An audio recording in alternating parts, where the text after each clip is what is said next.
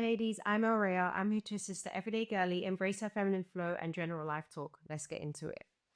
Okay, ladies, I'm not gonna lie. At times, being in your feminine energy can be so draining.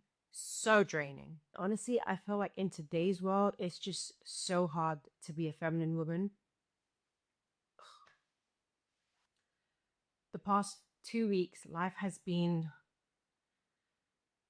kicking my ass, and I've mostly been in my masculine energy, so I've felt so drained.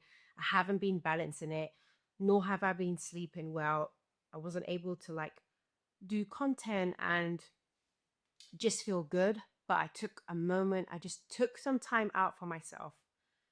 But I'm going to be explaining why it's so hard to be a feminine woman in today's world, especially in the Western world, and what we can do in order to get back into our feminine energy, a good flow, and gain back our life force energy. It's not easy, ladies. It's not for the weak. But let's get into it. We live in a world where masculine energy is predominantly seen as the better energy to be in. And honestly, for women that are trying to step into their feminine energy, this is the most draining thing ever. It is so draining.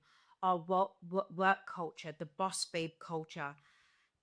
You know what? There's part of me that loves it for the girls out there. I love the girls that have that thing going on. I'm all here for it. But when you're managing everything on your own, I don't even know if this video is going to be me ranting, but honestly, it just burns you out. The past 2 weeks, I was just completely out of it. My sleep pattern was so off, so off.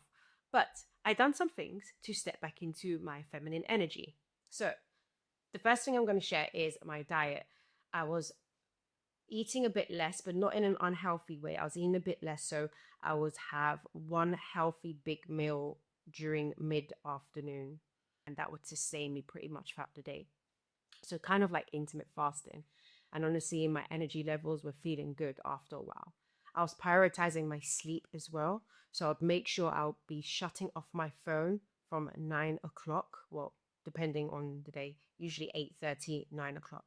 No phone. No phone. And making sure I go to sleep at the same time. The same time.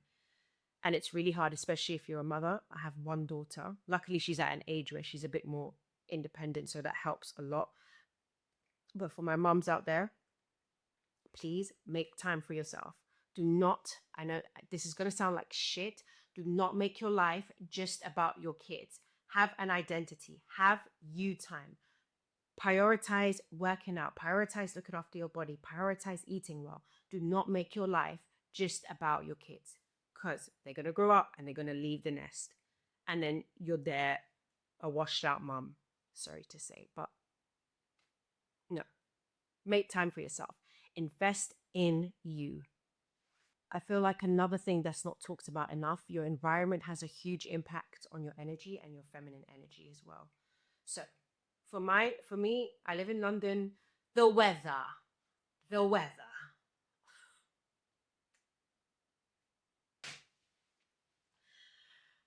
I can't. The weather has a direct impact sometimes on how I'm feeling. When the sun is out, I feel glorious. It feels good. Most of the time here, it's either cold, raining, or windy. But I have learned to manage how I feel with the weather. It's another one for you girls, or ladies, should I say. If you're that family manager or the go to person in your family, have boundaries. Put boundaries in place because your family are going to drain you. And no, I don't think I am that person for my family. They come to me, my mom and dad, it's me most of the time. So put your boundaries in place. Shut off your phone if you have to. If you live with them, I'm so sorry for you, but make time. ah, yeah, this video is a whole ranting video, but make time to set time out for yourself and go for a walk if you do live with your parents, which is not a bad thing. If you're trying to save, I don't know, your situation, that's great for you, but make time for yourself in order for you to just relax, and you're in a position where you're able to, you know, rest in your feminine energy and not always constantly doing things for family members. Another thing that doesn't help us ladies, being around men who are mostly in their feminine energy. If you are a lady that is trying to date and you want to date masculine men, you must avoid men that are in their feminine energy, because men like that can drain you. They will drain you. So please avoid feminine energy men. So feminine energy man, it looks like someone that wants you to do for them. You're doing the chasing. No, no, no. We don't attract men like that. So if you're dealing with a man like that and you just feel exhausted dating them, or I made a video about dating as a feminine woman. If you are trying to find good quality masculine healthy men, please avoid feminine men. And usually, if you're a woman that's in your feminine energy, you will repel that type of man. But they can drain you. They will drain you. So please, please, please avoid men like this, okay? Another thing that helped my feminine energy when I was feeling burnt out, I was moving my body. So the times where I was able to, I would be dancing in my living room, going out for walks, going to the gym. It was a bit hard because I wasn't getting enough sleep. So the last thing I wanted to do was move my body. I just wanted to try and rest. But please try to move your body. If even if you're feeling a little bit tired, a 10-minute workout would make such a difference to your energy. Another way to deal with burnout is expressing your emotions in a healthy way again. So that could be journaling, praying, and meditation. Those are things that I tend to do, especially when I'm feeling burnt out or I'm more in my masculine energy, and I'm trying to get back into my feminine energy. I do some of those activities and it definitely helps. So, ladies, find things that work for you that make you feel good again. Find groups of women that are feminine. Be around feminine women that are going to lift you up. Do not be around friends or family that are going to drain you. And healing and letting go of resentment. Those are things that we definitely need to work on as women, because we are emotional creatures. We hold on to a lot of emotions. So we need to find good, healthy outlets as well. Um, like I just mentioned, journaling is a huge one. So definitely journal. If you need to let out some anger, scream into a pillow, punch your pillow, go for a run until you sweat it out. I learned the other day that our muscles, I think it's our muscles, I need to double check this, so please don't quote me on this, but I think our muscles hold on to trauma. That's it. Work your muscles, do activities where, you're working your muscles, it's going, what's the word I'm looking for? Resistance training. That's it. Do resistance training where your muscles are just constantly on fire, to release all that weird energy, and learn how to heal your body. Learn how to heal any resentment that you're feeling towards someone, ladies. I know it's hard sometimes. Pray on it. Find your outlet, let it go, and forgive that person. Because when we're holding on to resentment, it affects our bodies. It really does. You can, in some women, you can see the stress on their faces. Do not hold on to resentment, even if the person has done you so wrong. And you know what? Healing looks different for everyone. Please find your healing, write things down, let things go. Do not hold that on, because it will show up. Another thing that was helping me as well is saying positive affirmations to myself. So I'll say things like, I am bright, brilliant, and beautiful. And I got that from a book called Jen Sincero, How to Be a Badass. So if you haven't read it and you're newly to your self-healing journey and you're trying to build on yourself, I definitely recommend that book as a beginner. Such a good book that changed my life. But I like to go back and read it again every now and again when I'm feeling burnt out. So Jen Sincero, How to Be a Badass, and then she's got other versions of that book as well. So definitely recommend it for beginners.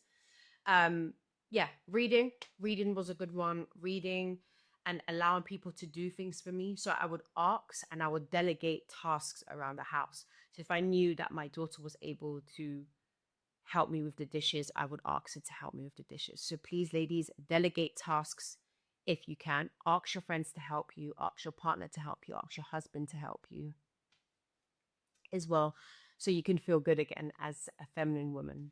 Okay, I did speak about how important your environment is. So I have a list here that I wrote down. I took some time to write this down. So I have a list here on some things that you can do outside and inside. I think I have inside stuff here that are going to help you get back into your feminine energy. So a lot of these things are flowing, creativity, going out and just being you. So I'm going to share my list.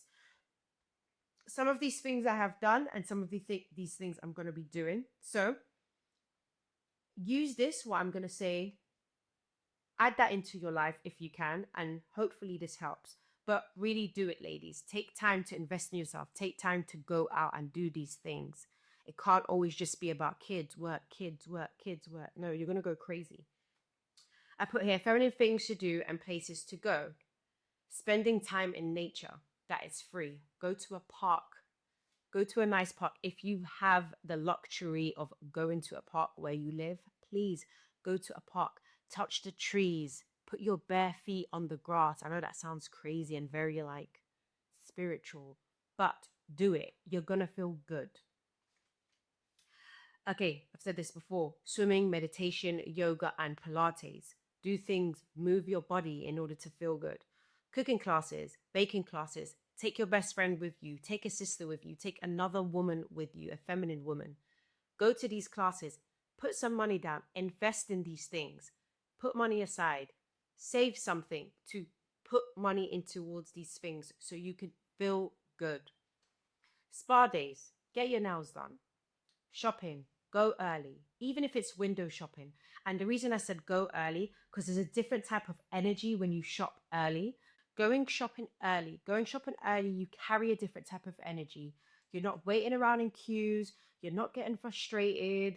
There's not a lot of people around. You're not getting frustrated with people. So if you go shopping early, I don't know. That's for me personally, but try it if you haven't. If you're more of a late person or you wake up kind of late, try to wake up early and go shopping and see if there's a difference there for you. I have here knitting classes or learning how to knit as well, dance classes, Zumba, salsa, picking flowers. If you have kids, this is like a fun activity to do, but please go to a park. Don't start randomly going to people's gardens and picking flowers.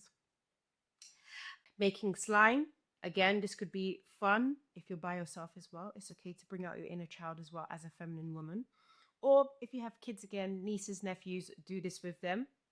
Painting, drawing. You could sit at a park and find a type of plant, nature, building that you want to paint. Massages, hiking, going house window shopping is a huge one. If you have a vision for yourself and a specific house that you want to get, this is a good thing to do with close friends or a loved one. Afternoon tea. So I recently went on an afternoon tea on a boat in Oxford. It was amazing, loved it. So I definitely would recommend afternoon tea. Boat ride I've got here. Going to visit the pet and going to visit the vet, sorry, and volunteering and helping out animals. This is also a good one because part of feminine energy is about healing, nurturing. So if you can do that with animals, I think it's quite fun and cute if you're up for it and if you're not scared of animals. And finding homeless shelters or going to churches and asking to help out when they have sessions or days where they give out to the need and homeless.